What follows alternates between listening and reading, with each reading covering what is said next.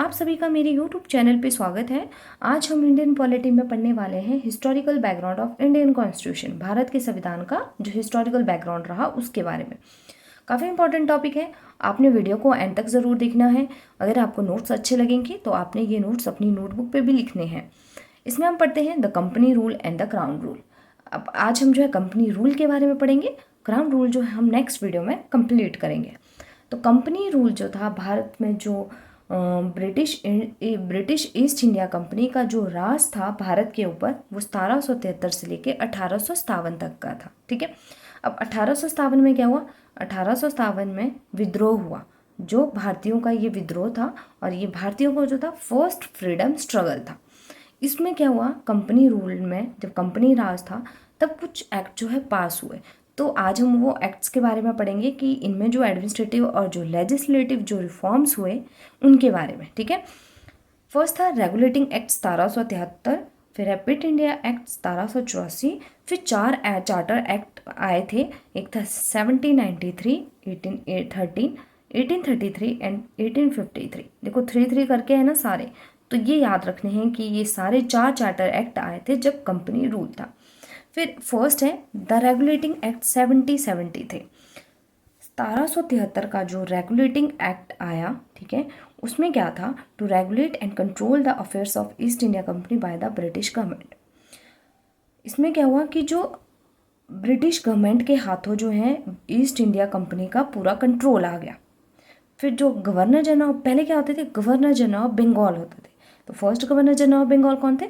Robert Clive. फिर उसके बाद जो है रेगुलेटिंग एक्ट के तहत क्या हुआ कि जो गवर्नर जनरल ऑफ बंगाल थे वो नॉमिनेट किए गए as a governor general of Bengal. पहले क्या थे? गवर्नर ऑफ बंगाल, फिर नॉमिनेट किए गए as a governor general of Bengal. और ये जो थे इसके फॉर ऑल द 3 प्रेसिडेंसी के थे, एक तो कलकत्ता, बॉम्बे एंड मद्रास के। ठीक है, तो ये जो first governor general of Bengal बने थे वो बने थे वारेन हास्टिंग। ये बने थे रेगुलेटिंग एक्ट 1773 के तहत। ये जो थे first governor general of Bengal बने थे, और वारेन हास्टिंग जो थे लास्ट गवर्नर ऑफ बंगाल भी थे। फिर इसमें क्या हुआ? रेगुलेटिंग एक्ट के टाइम पे फर्स्ट सुप्रीम कोर्ट जो है एस्टेबलाइज हुआ था कोलकाता में इन 1774। 1774 में फर्स्ट सुप्रीम कोर्ट स्थापित हुआ था। ठीक है, फिर सर इल्जा एमपी जो थे 4 चीफ जस्टिस बने थे उस टाइम पे, और 3 जो थे जज भी अपॉइंट किए गए थे। इसमें 3 जज जो है अपॉइंट किए गए, Chambers, Lee ministers and Hardy. फिर आ गया Pitt India Act 1784। Pitt India Act में क्या हुआ कि 6 मेंबर्स बोर्ड ऑफ कंट्रोल के सेटअप किए गए, और इसमें which was headed by the ministers of British government. और ये जो पिट इंडिया एक्ट जो था ये सेटअप किया गया to guide and supervision the affair of the East India company in India. ठीक है, जो ईस्ट इंडिया कंपनी की जो गाइड और सुपरवाइज करने के लिए जो है ये पिट इंडिया एक्ट लाया गया। फिर नेक्स्ट है हमारा charter act 1793।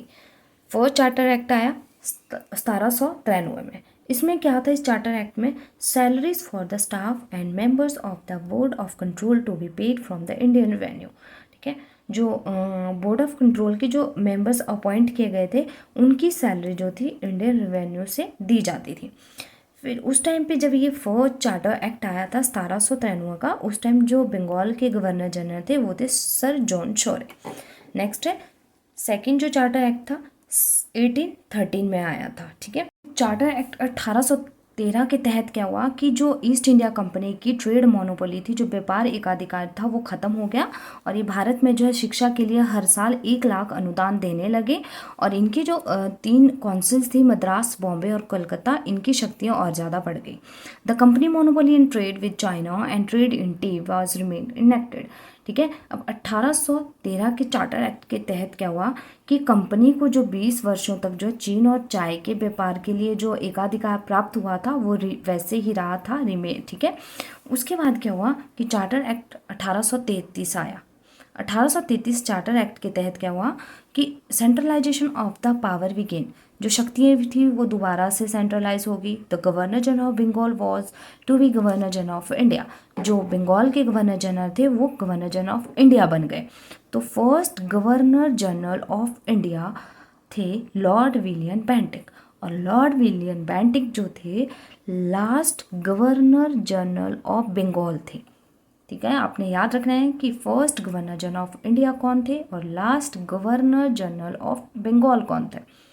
All legislative, administrative and financial powers were handed over to Governor General of India, या गवर्नर जनरल इन कौन से, जो लेजिस्लेटिव, एडमिनिस्ट्रेटिव और जो फाइनेंशियल शक्तियाँ थी वो सारी हैंड ओवर की गई गवर्नर जनरल ऑफ इंडिया के।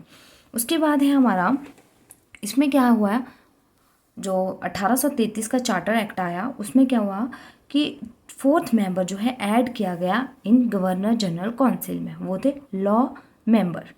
लॉ मेंबर जो फर्स्ट लॉ कमीशन आया था 1835 में, कई जगह 1834 भी दिया है, तो आपने याद रखनी है डेट कि फर्स्ट लॉ कमीशन कब आया था 1833 में, वो आया था अंडर लॉर्ड मैकाले के अंडर। ठीक है, तो आपने याद रखना है नाम कि फर्स्ट लॉ कमीशन कब आया था, और चार्टर एक्ट 1813 के अंडर क्या हुआ था, चार्टर एक्ट 1833 के तहत क्या हुआ था, तो ये चीज़ें आपने याद रखनी है। सर जेम्स स्टेफल जो थे वो अपॉइंट किए गए law member in place of Lord Macaulay. Lord Macaulay के बाद जो है सर जॉन स्टेफन अपॉइंट किए गए। फिर स्लेवरी सिस्टम जो गुलामी व्यवस्था थी भारत में, वो इलीगल डिक्लेयर की गई इस एक्ट के तहत। ये एक्ट कौन सा था, 1833 एक्ट के तहत जो है जो गुलामी व्यवस्था थी वो भारत में इलीगल जो है डिक्लेयर की गई, और 1843 में ये ख़त्म भी हो गई। फिर लास्ट चार्टर एक्ट आता है 1853 का। ठीक है, ये जो था ये last charter act in British India, British India का ये लास्ट एक्ट था। ठीक है, the British parliament was empowered to end company rule in India at any time. British parliament के पास जो है पूरी पावर आ गई कि वो जो थे कंपनी रूल्स को ख़त्म कर सकते थे भारत में किसी भी time. Law member of executive council was given full power, जो लॉ मेंबर्स थे उनको जो है पूरी पावर दी गई। और separate governor was appointed for Bengal, Bengal के लिए जो है एक अलग से गवर्नर अपॉइंट किया गया। फिर जो रिक्रूटमेंट होने लगी कंपनी एम्प्लॉयज़ की, वो जो थी वो कॉम्पिटिटिव एग्ज़ाम के थ्रू होने लगी।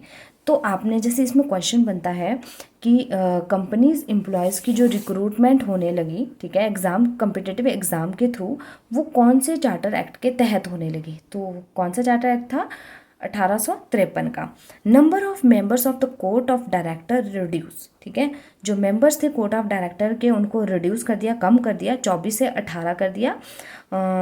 Of 6 members nominated by the crown, 6 members जो है क्राउन से नॉमिनेट किए गए। फिर लॉर्ड लॉजी जो थे वो गवर्नर जनरल ऑफ इंडिया थे। जब 1853 का चार्टर एक्ट आया तब भारत के जो गवर्नर जनरल थे वो थे लॉर्ड डलहौजी। आपने याद रखना है, ये जो है ये कई बार ये क्वेश्चन एग्जाम में पूछे जाते हैं। फिर है charter act of 1853 has it major significance as it mark the beginning of the parliamentary system in India. ठीक है, 1853 का जो चार्टर एक्ट था वो एक मेजर सिग्निफिकेंस था कि भारत में जो था पार्लियामेंट्री सिस्टम स्टार्ट हुआ था उस टाइम पे, तो याद रखना है आपने। लास्ट में क्या हुआ, renew the power of the company rule and allow to retain the possession of Indian territory for the British crown. इसमें क्या हुआ कि जो कंपनी रूल की शक्तियों को फिर से रिन्यू किया गया और ब्रिटिश क्राउन के लिए जो इंडियन टेरिटरीज़ के कब्जे को बनाए रखने की अनुमति दी। अब हम क्या करेंगे कि जो हमने इस वीडियो में अभी तक पढ़ा उसको हम रिवाइज़ करेंगे, थोड़ा सा रिवाइज़ करेंगे, क्योंकि जो है ये हमारे एकदम दिमाग में जो है ये चीज़ें सेट हो जाएंगी अगर हम इसको रिवाइज़ करेंगे। देखो, हमने पढ़ा the company rule, east India company का जो राज रहा भारत में उसके बारे में, वो था 1773 से लेके 1857 तक। ठीक है, इसमें कुछ एक्ट्स आए, ठीक है, जो एडमिनिस्ट्रेटिव और लेजिस्लेटिव रिफॉर्म्स हुए 1857 से पहले, उनके बारे में। पहले आया the regulating act. Regulating act जो है इसका जो है मैंने कई बार क्वेश्चन एग्जाम में देखा है कि रेगुलेटिंग एक्ट जो है कब आया था, तो ये आया था 1773 में। ये डेट आपने याद रखनी है। अब इसमें क्या था, इसमें जो गवर्नर ऑफ बंगाल होते थे उनको नॉमिनेट किया as a governor general of Bengal, ठीक है। और तो जो first governor general of Bengal थे वो थे वारेन हास्टिंग। अब इसमें और क्या हुआ कि फर्स्ट सुप्रीम कोर्ट स्टेबलाइज हुआ। अब हम पढ़ते हैं पिट इंडिया एक्ट। पिट इंडिया एक्ट 1784। इसमें क्या हुआ, 6 member board of control was setup, ठीक है। और उसके बाद हम पढ़ते हैं चार्टर एक्ट 1793। 1793 का जो चार्टर एक्ट आया, आपने याद रखना फर्स्ट चार्टर एक्ट कब आया था, तो फर्स्ट चार्टर एक्ट आया था 1793 में। इसमें क्या था कि जो salary of the member of the board of control from Indian revenue, ठीक है, जो सैलरी होती थी उनकी जो member of board of control की वो इंडियन रिवेन्यू से दी जाती थी। उसके बाद सेकंड है हमारा चार्टर एक्ट 1813। 1813 का जो चार्टर एक्ट आया था उसमें क्या हुआ था कि जो ट्रेड ईस्ट इंडिया कंपनी की जो ट्रेड मोनोपोली थी वो ख़त्म हो गई। फिर उसके बाद थर्ड चार्टर एक्ट आया 1833 में।